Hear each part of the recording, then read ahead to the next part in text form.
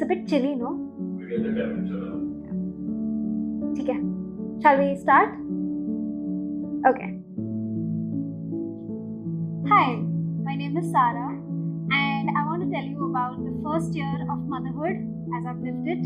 I have a 1.5-year-old son, 1.5-year-old, and he is sunshine and roses and everything nice and sweet in this world. And yet, he's caused a lot of upheaval in my life. That's actually very interesting to talk about. So here I am. I was one of those fortunate women who had a very beautiful, glowy pregnancy. My hair was just gorgeous, my skin was glowing, my bump was just like this cute little bump, that was just protruding right out of me, especially in the 9th month. Yes, of course, it was uncomfortable towards the end, as I had to like constantly pee. Also, like this one night, I woke up 17 times to pee, and I was like, oh my god, this is so hard. How am I going to do this? And then came childbirth. Up until that point, I was like, yeah, okay. I mean, childbirth is childbirth. Women have been doing it ever since, we climbed out of the trees, and we've evolved as a species because of childbirth. And I'll do it. Everyone's done it, I'll do it. So it's the 4th of January. It's super cold at night, biting cold. And I had just had a checkup the prior evening. And my stomach starts to feel a bit funny. Okay. The doctor had told me that you might feel something like period cramps. And I was like, yeah, I mean, period cramps. Okay, been there, done that ever since like the past 14, 15 years of my life.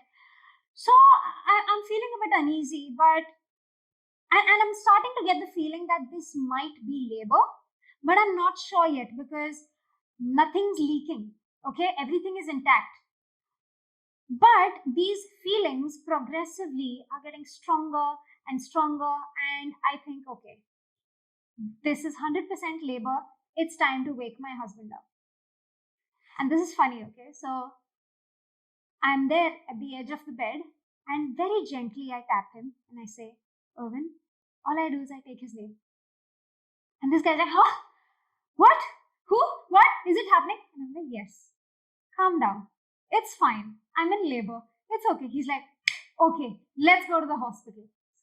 And I get to the hospital and I get checked in. All of that happens. They see how far dilated I am, and it's getting more and more uncomfortable by the minute.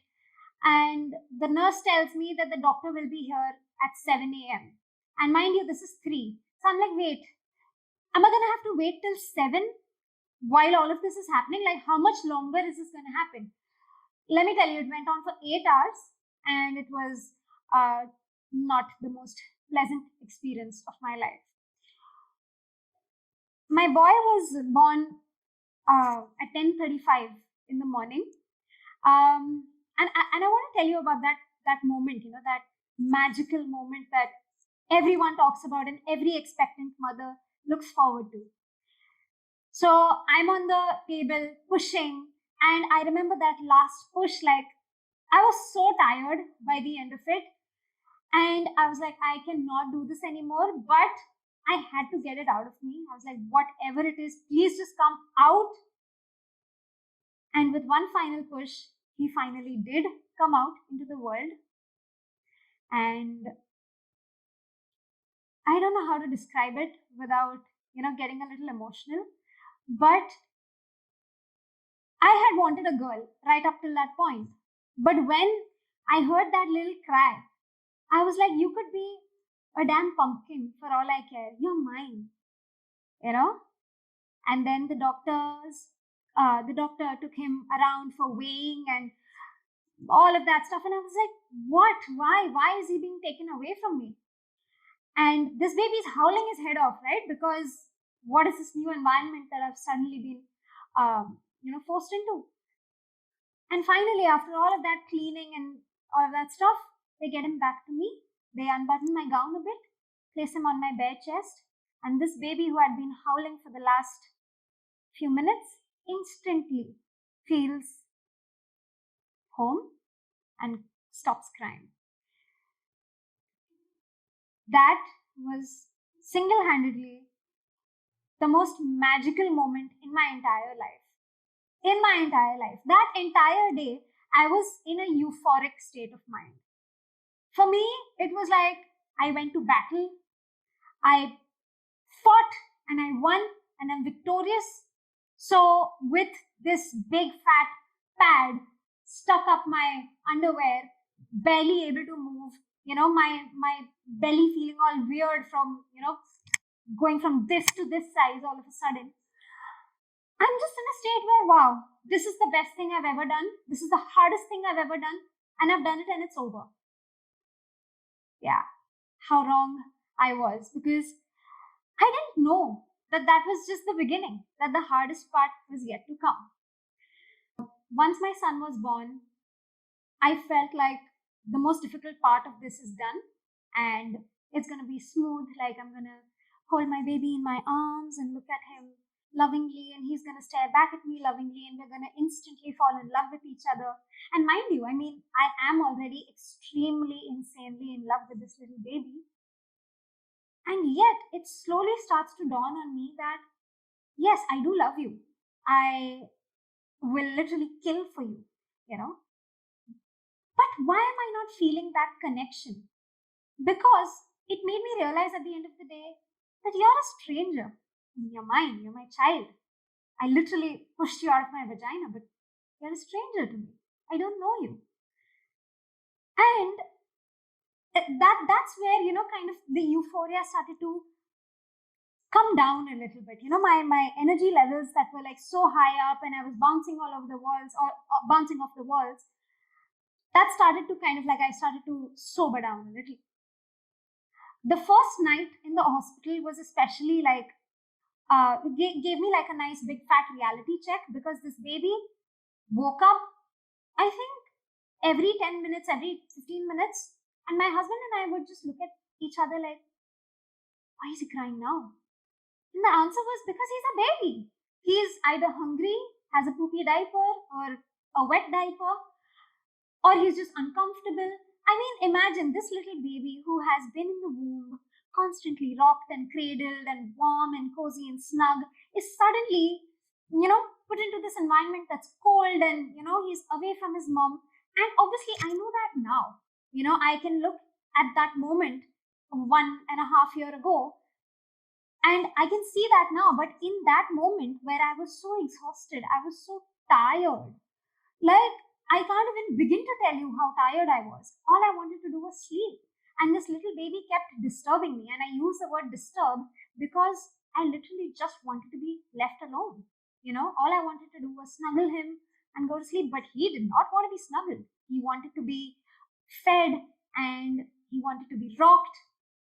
Anyway, so I kind of, understood that this is how it's going to be for a long, long time now, at least until he's able to communicate clearly what it is that he needs. And trust me, guys, it's been like 1.5 years and he still hasn't been able to communicate really and won't be able to till quite some time now. But you can imagine the despair of a new mother who's suddenly like, why is this happening? Why are you crying? It's scary. So we get him home and um, this baby is breastfed, right? Like we haven't given him a bottle, we haven't given him any kind of formula yet. And I am very determined at that point in time to exclusively breastfeed. That's what my doctor, my gynecologist, my pediatrician, all of them have collectively made it a point to really emphasize the importance of breastfeeding and how I must breastfeed. Yes, there is formula and all of that, but try as much as possible. And here I am sitting like this with my baby every 10 minutes, plugging my nipple into his mouth.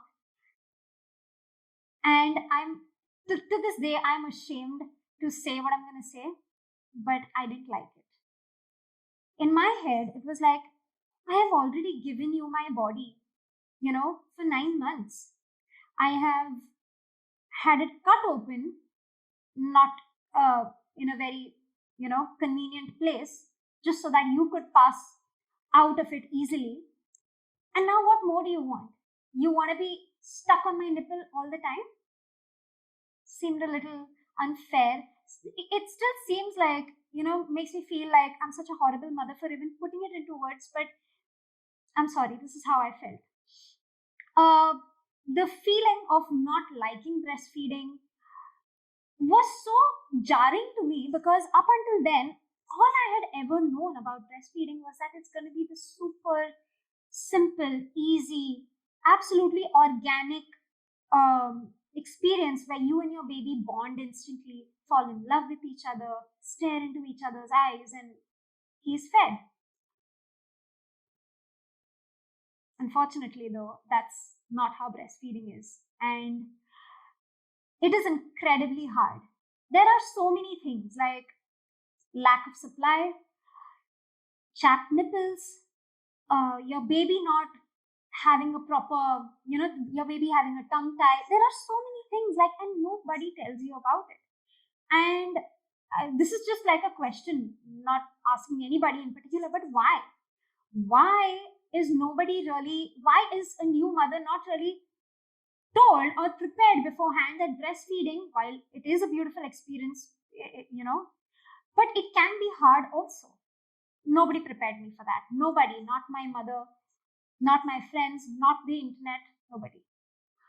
So the weeks go by, and there's another realization that's dawning on me slowly, and another one, it's not a pretty one, that my child is getting hungry again and again and again, and he's probably not getting full on breast milk alone. And that is making me feel like such a big failure. Like, it is my number one job to keep you alive. It is my job to keep you fed. Okay, not my husband's job, not mom-in-law, not my mom, nobody but me. I have to keep this baby alive, and I can't do it. I mean, of course, he is still okay in every sense of the word, but he isn't gaining weight like he should. And I mean, in our society, a child's, when a child doesn't gain weight, it's like, maa khila nahi rahi hai, or whatever. It's immediately the mother's fault. And here I felt like it really, really was. So that is where I would say the whole postpartum experience started to get really, really shitty for me, like absolutely shitty. At one of the appointments at my pediatrician's office, my child's pediatrician's office, this very kindly elderly man holds my hand and tells me that you have done enough. Your body has done enough. And if it can't make enough milk, it can't. And it's fine. We have other things. We have cow's milk, we have formula. Move on to that. And I'm not sure how, if to this date I have been able to move on technically. But yes, uh, I did limit my breastfeeding. Okay. And after 3 months, I stopped it completely. Looking back now, when, I don't have a child glued to my breast all the time, a toddler glued to my breast all the time, I just feel like, in hindsight, yes, it was a good decision. And to be fair, my toddler, even though he's majorly formula fed and then cow's milk, he's turned out pretty fine, and he is turning out pretty fine, touch wood. So once I had my baby, everything in my life changed. I changed as a person, my marriage, my relationship with my friends, in laws, parents, and even my dog. All of that just got skewed in a way that I'm still trying to make sense of it. I want to basically focus a lot actually, on my marriage, because obviously that is the relationship that's closest, right? My husband and I are the best of friends. We always have been. Before we had our son, we were constantly laughing, joking, teasing each other. Um, there was just this whole vibe of, two best friends living. Like, I felt like I was living with my boyfriend, and I don't know what he thought, but I can assure you, I think it's pretty much the same. But when Ezra was born, all of that changed, because I think the biggest factor was that we wouldn't get enough sleep. We still don't get enough sleep. We would wake up constantly through the night and wake up anxious because with a newborn baby, you're not really sure why he or she is crying, right? Because imagine this, there's this little baby, he's swaddled and he's crying. What do? Do you assume that he is hungry? He could be crying because of hunger, he could be crying because of gas, colic, he could be crying because he has a poopy diaper. So you plug the nipple in the mouth, doesn't stop crying. Your next option is to open the swaddle, check the diaper. If there is something in the diaper, then you know you found your culprit. But if the diaper is dry and clean, then you have to go through the ordeal of swaddling him back again, which is going to make him cry more. And then plugging your nipple back into the mouth, which he again refuses. So you're like, why? Why are you crying? So when the situation is that stressful, you obviously are clueless about what's happening with your baby, and you kind of end up taking it out on each other, and that's what started happening. And slowly, the whole injustice of, I know it's a big word, but just like being a woman kind of started to dawn upon me. Like why is it that I am having to go through the majority of everything? I went through childbirth. I'm the one with chapped nipples. I'm the one with stitches on my bum. I'm the one with hair falling out, with my skin going to shit. It's all me. Well, my husband is there, uh, you know, doing what he does, playing his video games, just checking in on the baby every now and then. Yes, that's great. Getting patted on the back for changing a diaper, getting patted on the back for engaging with the baby while I'm doing literally everything.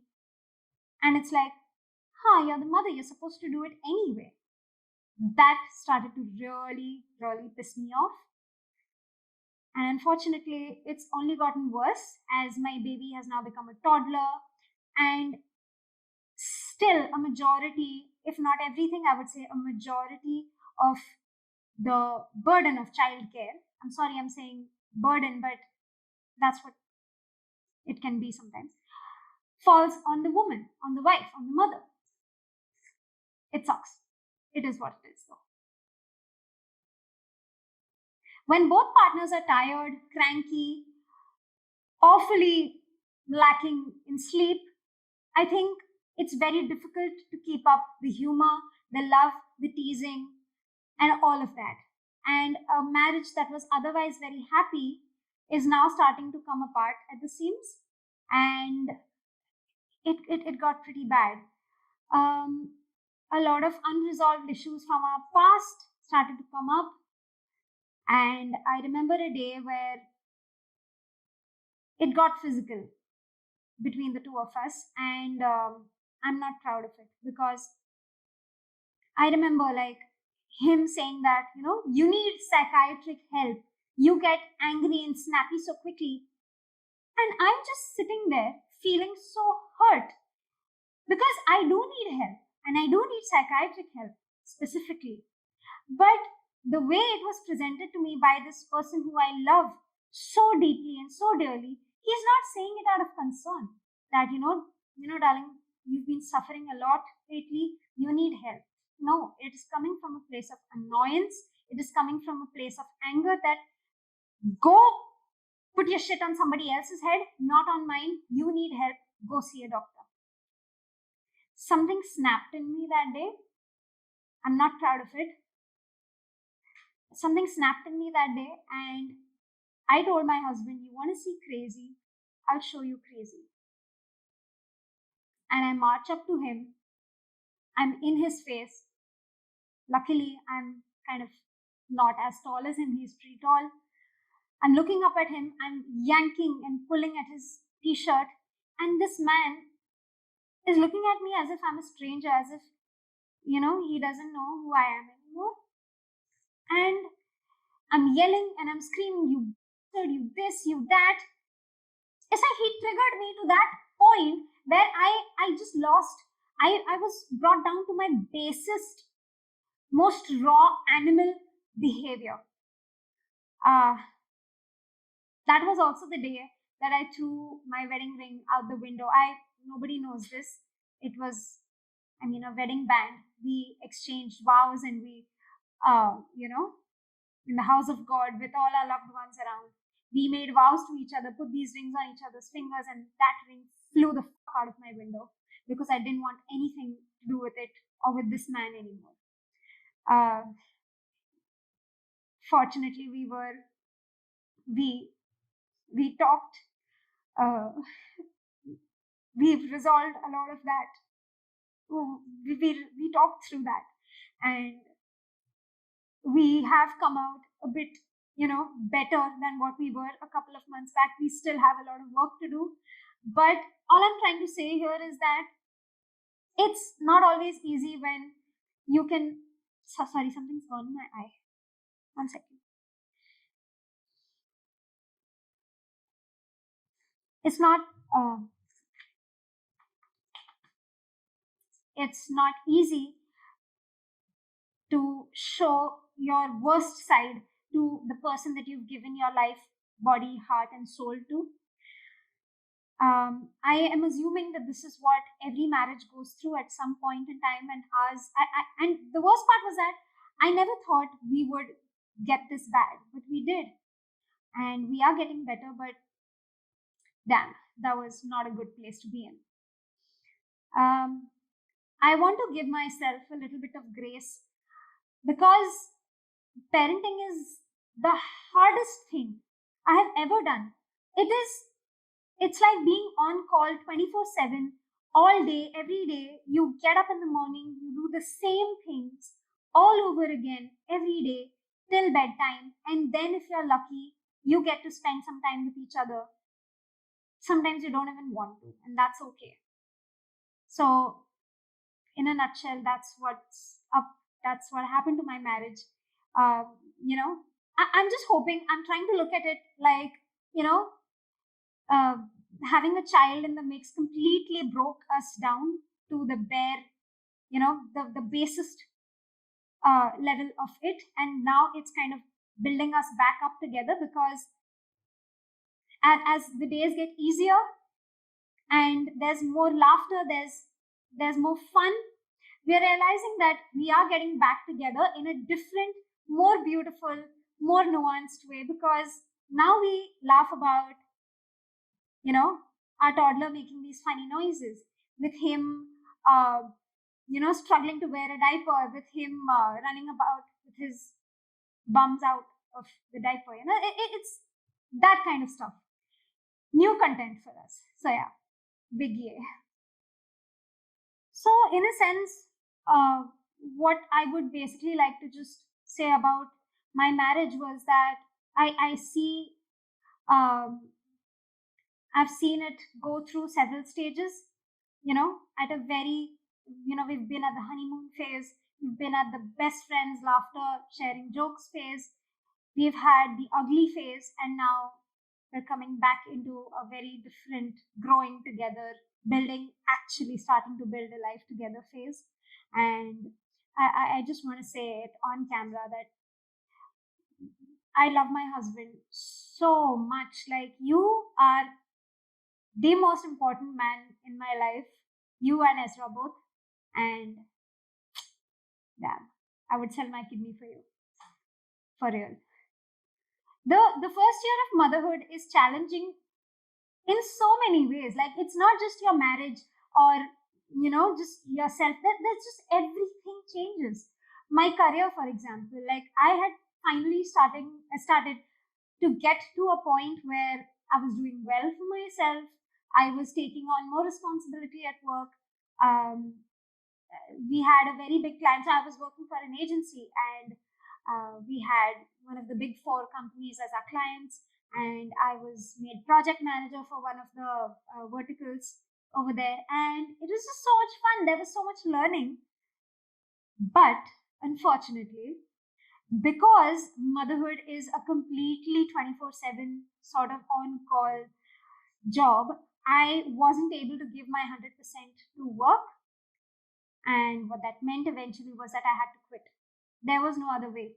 I just had to quit, which also meant that the steady paycheck that I was getting from month to month, which was also like a very comfortable amount for me. I was very happy with it. That stopped happening. And I started feeling this complete loss of identity. I have always been working, right? Like right out of college, internships, and then like actual work. And with a very little break in the middle, I have always been a working woman. And then I wasn't anymore. I don't know if you can fathom or you can imagine what that did to my self esteem, but it wasn't pretty. Uh, there's one thing that I keep telling myself, and that is that eventually, when life is a little more manageable, I will start working again. I will start doing something for myself again because I have seen so many mothers, especially of the generations before us, who have left their jobs, well-paying jobs, jobs that they loved, and they've left it for their children. And somehow or the other, that resentment has crept in and they blame their children for it. And I don't ever want my son, I don't ever want to put my son in a spot where, mama had to leave her job, mama had to quit her dreams because of me. I will never put him in that spot. I will never put that blame on him. The onus on fulfilling my dreams is completely mine, and I will do it. I also keep telling myself that it's okay to take a breather. It's okay that my son needs me constantly now. It is fine. Give yourself that grace. Postpartum depression is a whole other animal that I never thought I'd have to tackle. Um, Initially, I mean, because my pregnancy was so wonderful and all roses and sunshine and unicorns and rainbows, I had this sense of, I always would feel that I'm above it in a way. I would hear about women having postpartum depression, postpartum anxiety, and the the thought was so bizarre to me. Like, why would you even feel that way? You have had this baby that you've wanted for so long, that you waited for 9 whole months, and now that this baby is in your arms, what reason would you have in the world to ever be sad or feel sad? And that was what I used to think, you know. Um, the reality is so different because there are so many things that trigger you, that there are so many things right from your biology when it comes to your hormones, just your body changing completely, your body's needs not being met after you deliver, be it sleep wise or sometimes nutrition also, although I was lucky that I had complete nutrition, but just like sleep being one big reason, apart from so many other triggers. Postpartum depression happens. And I wish I could tell myself, the Sarah that was pregnant, say 7, 8 months, 9 months pregnant, that be prepared. It might happen to you, it might not happen to you, but there is a possibility. Uh, and I just wasn't ready for it. I was in denial that it will not happen to me, which is why when it did, I was like, wow, am I really that weak? So I wish I could pinpoint one reason or put it in one sentence that this is why I suffered or still suffer from postpartum anxiety and depression. But sadly, there isn't one reason. What happens is that once I delivered, there were tiny things that started cropping up. And all of those things kind of snowballed into one big thing and like hit me right in the face. Let me list out these small triggers. So I would wake up in the middle of the night to check if my baby is still breathing and is still alive.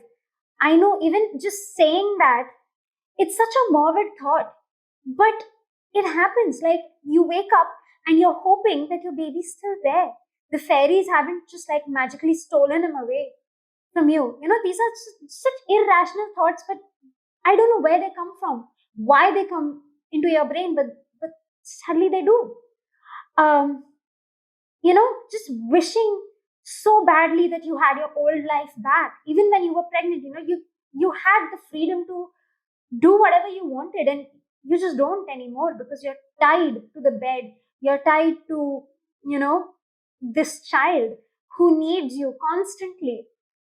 And you just wish sometimes that you weren't so needed all the time. So the guilt of feeling this way is another small trigger. In my case, breastfeeding was a big one, because I wasn't making enough milk, and just the whole feeling of failure, that I'm just failing as a mom, because my child is completely reliant on me. He does not take solid food just yet because he's just a couple of days, weeks, months old. Um, that was one thing. Obviously, sleep was another big thing for me. Um, because being woken up constantly, and also you need to understand that I am in recovery, right? Yes, I may not have had a C-section, for which the recovery is absolutely gruesome and painful, but vaginal birth is also pretty, it takes its toll on the body. And I was in recovery. I wanted to rest. I just couldn't rest. My mind was just constantly alert. Um, and that also kind of added fuel to the fire. Um, Another trigger was just watching my husband live the life that he has always lived, with very minor changes here and there, while my life had completely changed. The injustice really comes at you out of nowhere, and it makes you jealous, makes you resentful, it makes you hate your partner, uh, even though a lot of it might not really be their fault, but sadly it happens. Um, Feeling overly possessive, feeling overly protective of this little baby, not wanting anyone else to hold him. These were another couple of triggers. At the same time, I think one of the biggest reasons I was so down and so sad was that as my baby was growing up and progressing into, the fourth, fifth month of his life, I noticed that he was all smiles and giggles for his dad, but not for me. And I was like, what am I doing wrong? Why is he not happy to see me? But he's so happy to see his father. Like belly laughs. You know what belly laughs are, right? So he would look at my husband, he would tickle him, play with him, and I would feel like, bro, I'm the one who gave birth to you. I'm the one who's nursing you, feeding you, waking up in the middle of the night, and you're completely ignoring me. Imagine having that kind of grudge against a baby who doesn't know anything. Like, I look at it now and I'm like, how could my mind even work that way? But it did. And that's what's shocking, right? Your brain is just completely self-sabotaging, right? That's what's happening. And I think after a point, I even stopped trying.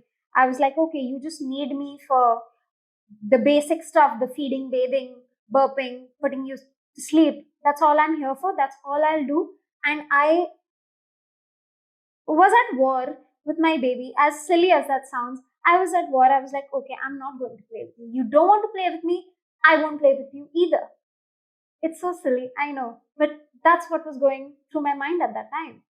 And it just kept getting worse, because as he started getting into the sort of getting out of the infant baby stage and getting closer towards toddlerhood, it started getting more and more pronounced, because he would light up whenever my husband would enter the room.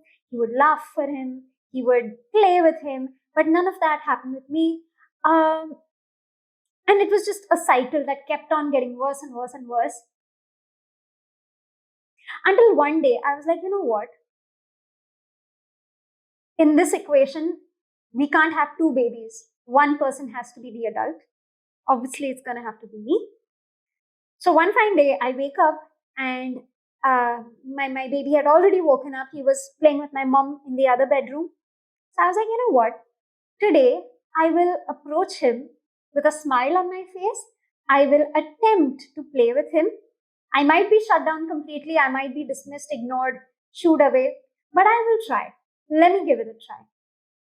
So I go take a peek at wherever he is. I see what he's doing. I creep back out of the room and I'm slowly tiptoeing and I call his name and I say, Ezra. He searches. He can't see me yet. And then I pop my head out, slowly poke my head through the door frame, and he sees me and I can see a small smile. And I hide back. I do this peekaboo a couple of times, and with a big exaggerated jump, I just pop into the room and I get a belly laugh out of him. And it's like a light went on in a room that had been dark for months. I see him laugh for me. He was happy to see me. And it made me realize that I wasn't engaging with him. I wasn't playing with him like I was supposed to. This baby, the onus to build a friendship is on me.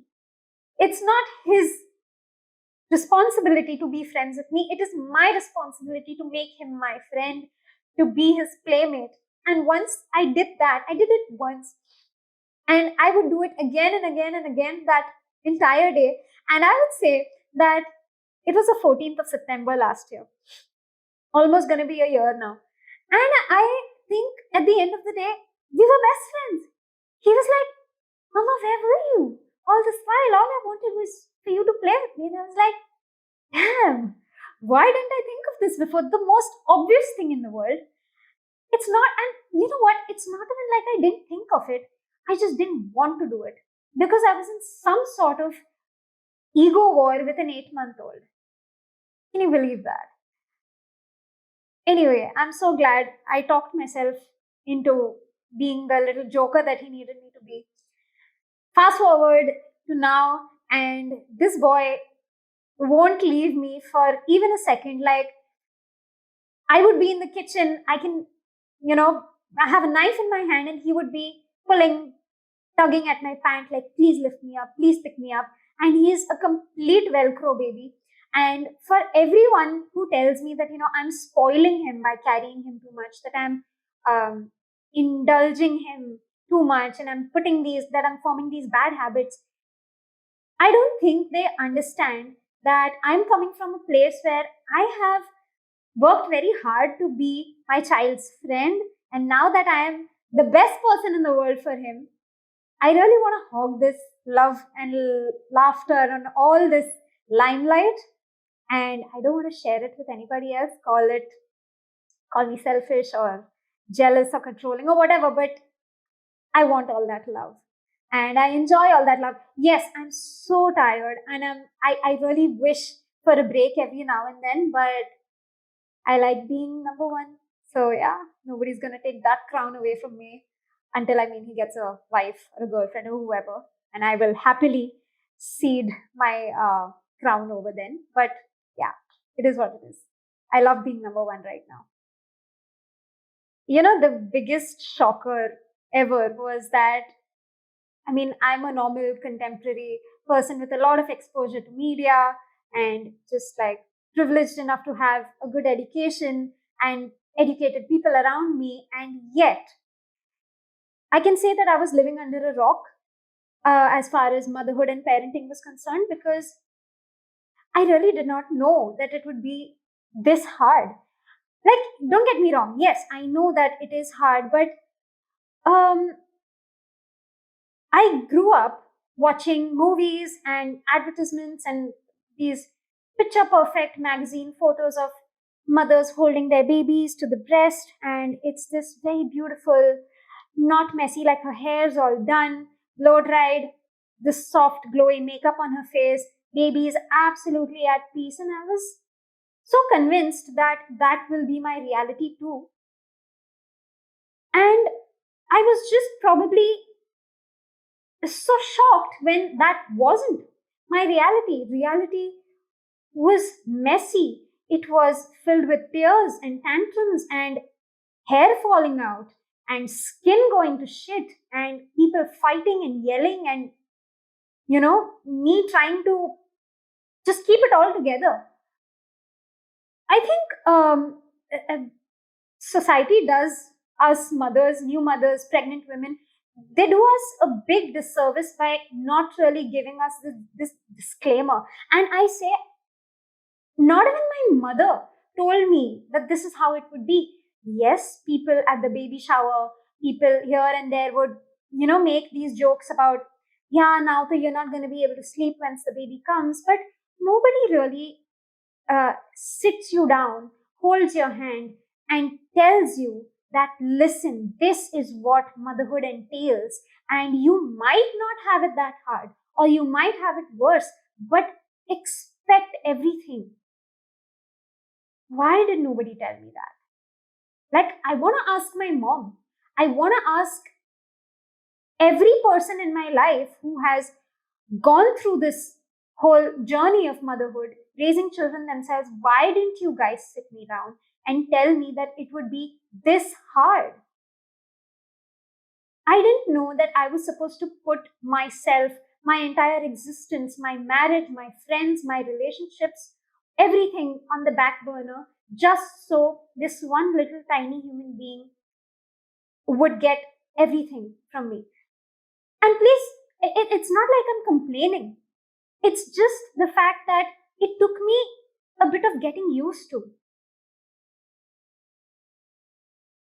Movies talk about motherhood in such a glorious way, where moms are superheroes, they know everything. I watched a movie called Mimi recently, where it's a very cute movie with I forget the actress's name, but she has her baby and she's smiling at him and she's like, oh, he needs a diaper change. And oh, I think he's hungry. Whereas in reality, it's like, why are you crying? Do you need a diaper change? Are you hungry? Talking to this little human who is just screaming his head off. You are expecting answers. I was expecting answers from this little tiny person. I mean, it's bizarre. I'm probably, uh, not able to articulate just how much we're being lied to. You know, in fact, one of my friends is pregnant, uh, right now she is pregnant. She's in her fifth or sixth month. And I don't think she has even the slightest clue of what's coming, you know. Yes, she might know that it's hard, breastfeeding is difficult, or I don't even know if she knows that, All I'm saying is that new mothers need a little bit of counseling, to let us know that shit can, you know, get very difficult. I also feel that, like for every big moment in a person's life, parents give us a nice talk, before you enter, say, secondary school. Now you're going to be a big person before puberty happens. Mums and aunts and grandmas sit us down and say that you're going to be a big girl now, you're going to get breasts, and people are going to look at you. Yeah, it's a big thing. And I'm very glad that you spoke to me about it. I only wish that I had the same kind of talk from someone more seasoned and experienced when it came to motherhood. And that brings me to another part where I would air my grievances out and I would tell people that, I'm really not okay.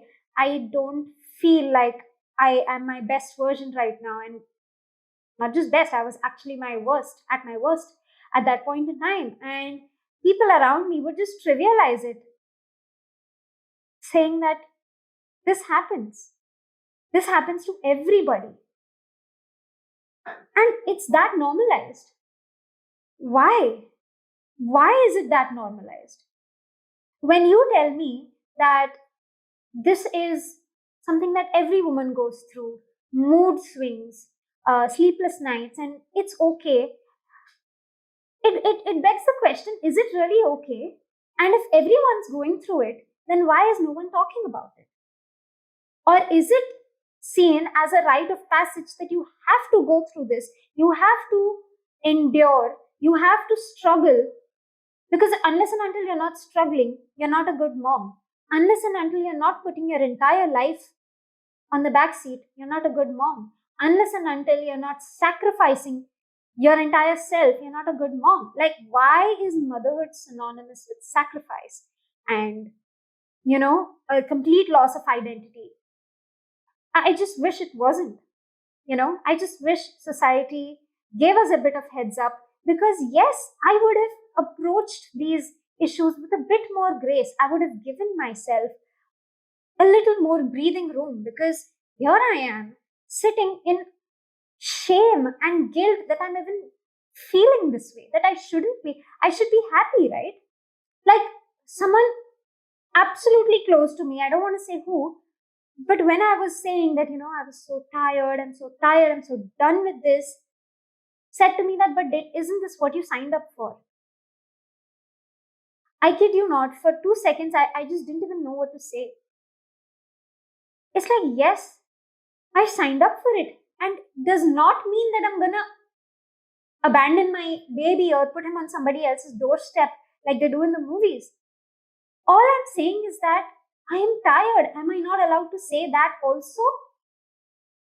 It's just baffling that, we are supposed to endure everything. In many cases, single handedly. I am fortunate enough to have help, but many don't. And you talk about it, and you're not supposed to do that too. I don't think that's fair at all. Being a mom is a complete mixed bag of emotions, right? It's so great. Like, I think motherhood is a condition of extremes. You are extremely tired, yet extremely happy. You are ecstatic. You're not just happy, you're ecstatic. You aren't just sad, you're depressed. You're not just tired, you're exhausted, like you're just ready to drop dead at the end of the day. So it's extreme in every way. And somewhere I think that the more negative extremes aren't really spoken about, and that really needs to change. Now that I have the opportunity to sit here in front of a camera, I really want to tell people, I want to tell mothers that, guys, it's okay that you're feeling all of these, shameful emotions, that you want to run away, that you want to just not look at your baby's face for a couple of hours, that you want to just run away from your husband. It's fine. It is okay to feel these things. In fact, I'm so angry. Like, this past one and a half year, I'm so angry that so many things are trivialized. You know, I want to take this opportunity to really tell people that motherhood isn't all that glamorous. Things are very difficult, things are very messy, and there is depression, there's anxiety, there are intrusive thoughts, and we need to tell young mothers and expectant mothers and even seasoned mothers that this happens to everybody, and there is absolutely no shame. All right. um, Let us, in a way, just de-glamorize, I don't know if that's a word, but de-glamorize what being a mother really is. We need to move away from the Bollywood trope of, you know the Sati Savitri ma who does everything for her children, because no, that's not how reality is. Or at least, it's okay if you are that way, and that's completely fine, you do you. But motherhood is like a whole spectrum, right? There isn't doing this makes you a good mom versus doing this makes you a bad mom. There is no good mom or bad mom. A lot of us grapple with emotions of guilt and shame and fear and intrusive thoughts that need to be normalized. If you are waking up in the middle of the night thinking that you're wondering if your baby is alive or not, I didn't even know that other people thought this too. Why? It made me feel so alone. until I, Googled it. I literally would go to Google on incognito mode and type in the words, I hate breastfeeding. And I was so pleasantly shocked. I use those words very carefully. I was so pleasantly shocked to find that I wasn't alone. Why is it that nobody tells you that it's okay to hate breastfeeding? It's like even saying that, you immediately become a bad mom. At least some people will think so. I want to tell you, I'm nobody, but I still want to tell you that if you hate breastfeeding, you're not a bad mom. Okay? If you're choosing to put yourself first, you are not a bad mom. Things about motherhood are not always roses and sunshine, and that's okay. Let's talk about the ugly parts. Let's talk about the messy bits, because they are there and they're very much there, and they are very much a very big part of our daily lives. If only we move away from the very idealistic, picture perfect idea of motherhood that we've had all our lives, maybe we would stop pressurizing ourselves so much. We would stop guilt tripping ourselves so much. Maybe we would give ourselves a little more grace, speak to ourselves with a bit more kindness, which, let's be honest, we don't do. And I really wish that I had.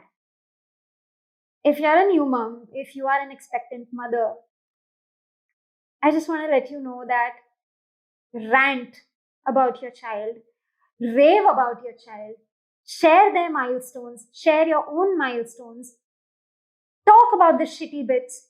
It's okay. We are here to listen.